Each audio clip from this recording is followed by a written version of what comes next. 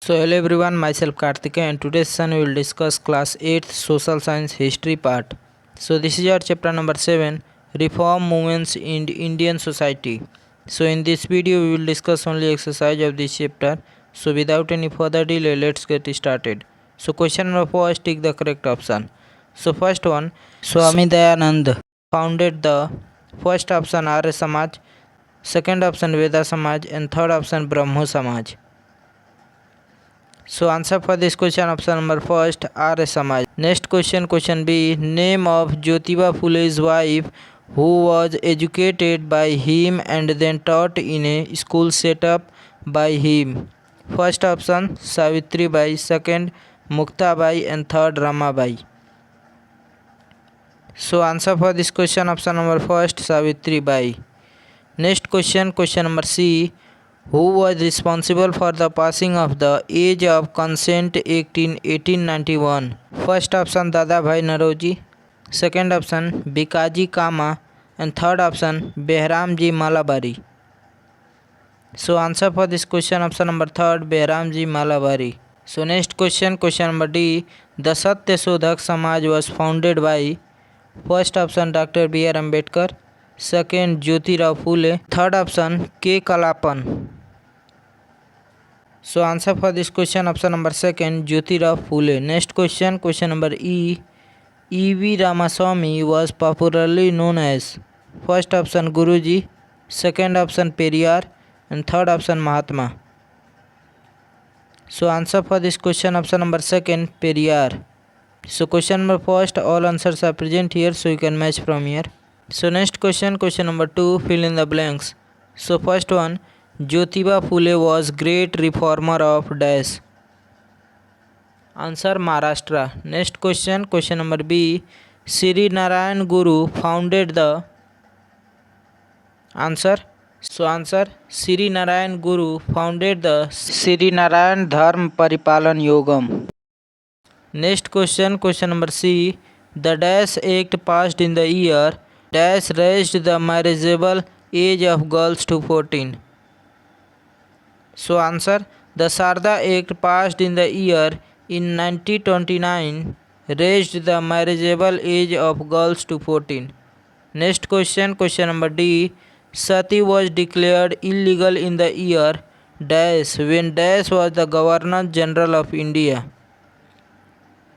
So answer, Sati was declared illegal in the year 1829 when the Lord William Bentinck was the Governor General of India. So next question number E, Dash called the lower caste as Harijan.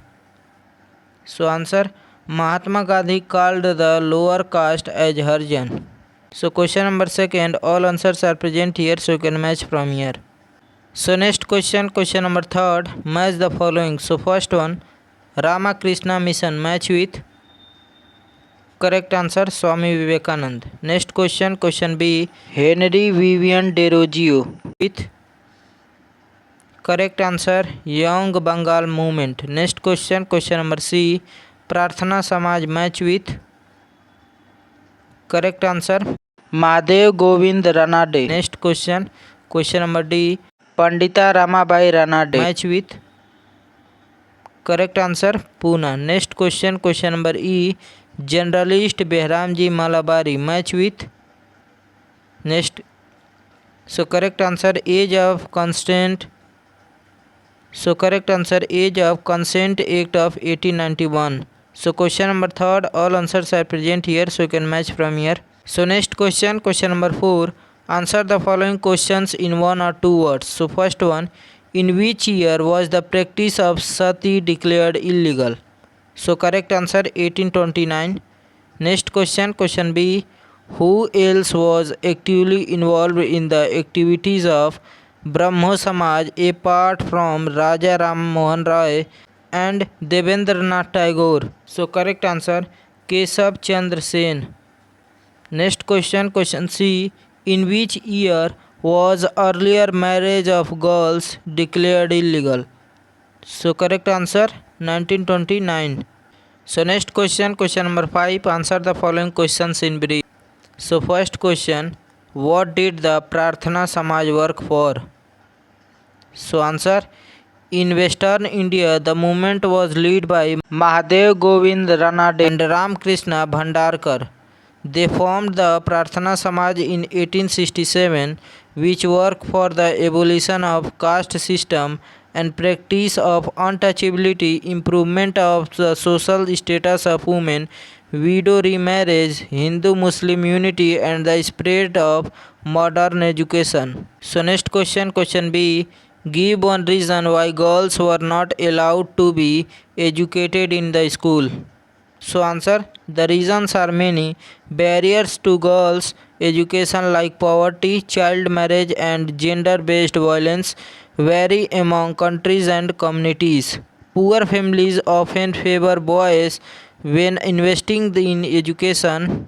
In some places, schools do not meet the safety, hygiene or sanitation needs of girls. Or another answer you can write, the different reasons people had not sending girls to school were: first point, it would prevent them from doing their domestic duties. Second point, they would have to travel through public places in order to reach school. And third point, people feared that school would take girls away from the home. So next question, question C. How did Jyotiba Phule try to help low caste girls? So answer, Jyotiba Phule, affectionately called Mahatma Phule, worked a lot for the untouchability. In 1873, he started a school for women and for the so-called lower castes.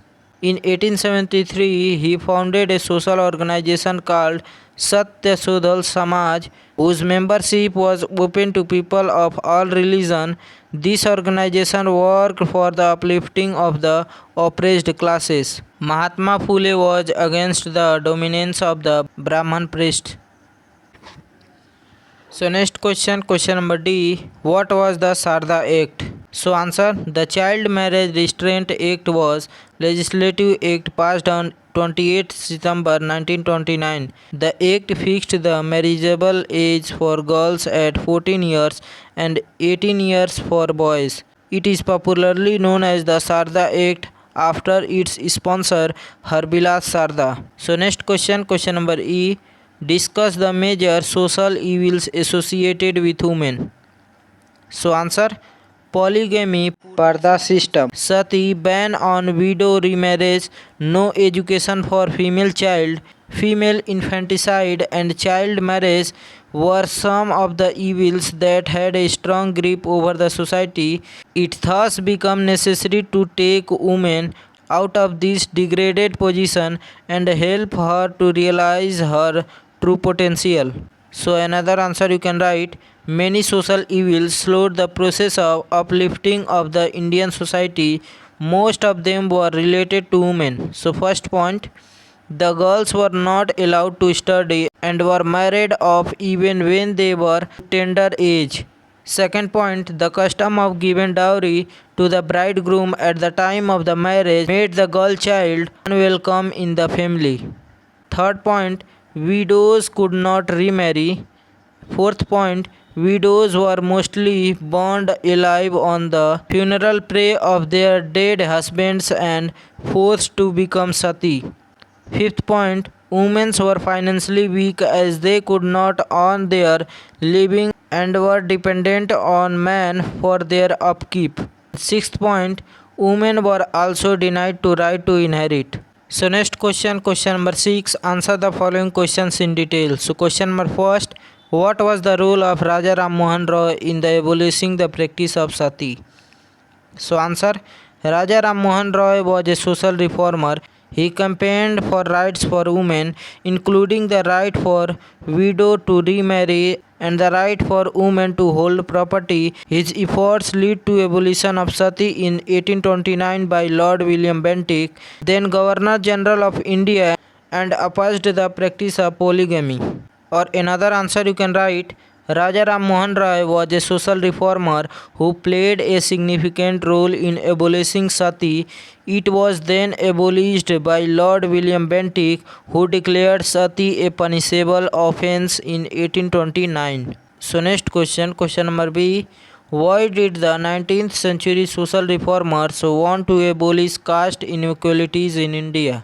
So answer, the 19th century social reformers wanted to abolish caste inequalities in India because the caste system was inhumane and absolutely deplorable. It sought discrimination and social exclusion of those belonging to the lower caste. Such people were not allowed to enter public places like temples. So another answer you can write, the social reformers were against the caste system because the caste system itself had done great damage to the unity of the society and the country. Due to caste system, the upper caste treated the lower caste very badly. They were not allowed to fetch water from public wells and ponds. So next question, question number C. What problems did Hindu widows face in the 19th century? Describe the efforts of any two reformers to help Hindu widows. So answer, Raja Ram Mohan Roy thought his publication Sambad Kaumudi, he organized a campaign against the sati custom in Calcutta in 1856. The first Hindu widow remarriage took place thanks in large part to Ishwar Chandra Vidyasagar. So next question, question number D. Discuss the role of Mahatma Gandhi and B.R. Ambedkar in the fight against untouchability. So answer, Baba Saheb Ambedkar and Mahatma Gandhi were two of the most prominent personalities who protested against the untouchability in India. Gandhi had published three journals to support the underprivileged class, namely Harijan in English, Harijan Bandhu in Gujarati and Harijan Sevak in Hindi. Or another answer you can write, Mahatma Gandhi started a nationwide movement against untouchability. He called people of the so-called lower caste Harijan or child of God. In 1932, he founded the All India Harijan Sevak Sangh with a view to abolish untouchability.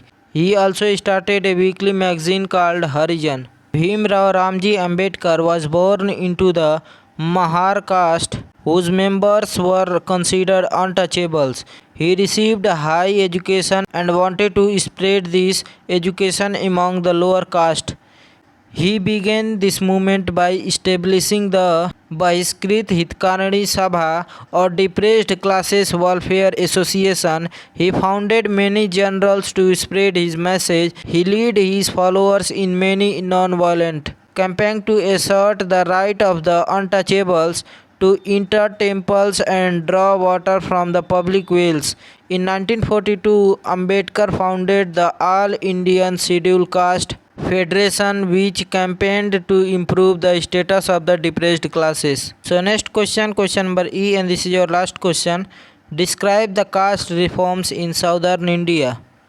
So answer, it aimed to change the caste-based affluent and repressive Indian society. Some of the prominent leaders of the reform movements in southern India were Chembati Sri Dharlu Naidu, Narayan Guru, and Kandukuri Veeresh Lingam. Or another answer you can write, the Ved Samaj, founded at Madras in 1864, was the torch bearer of the reform movements in the south. Most important leader was Chembati Sri Dharlu Naidu. He was deeply influenced by the Brahmo Samaj. The Ved Samaj was based on the same ideals and aims. It attacked superstition and the caste system. It was made efforts to promote women education and widow remarriage.